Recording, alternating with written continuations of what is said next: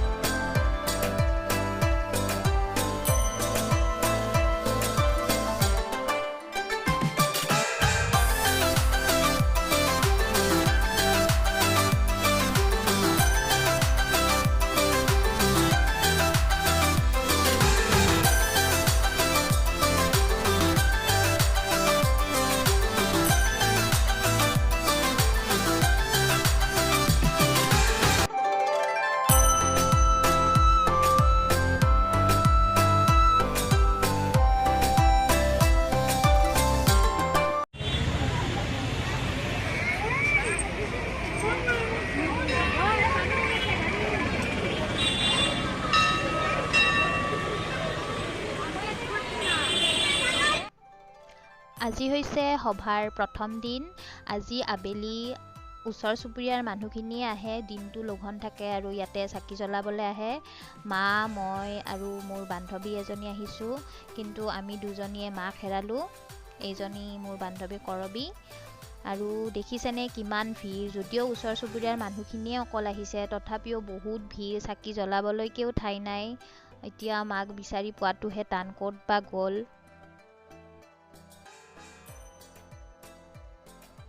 মাক বিচাৰি পাই গলো চাকি জ্বলাই আছে মাই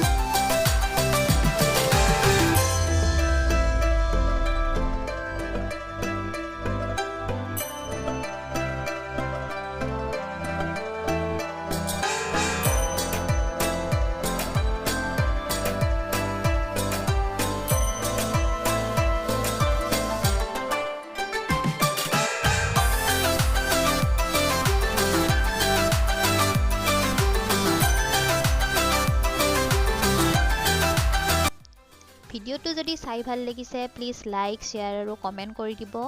আৰু যদি এতিয়ালে সাবস্ক্ৰাইব কৰা নাই প্লিজ চেনেলটো সাবস্ক্ৰাইব কৰি দিব আৰু লগতে বেল আইকনটো দবাই দিব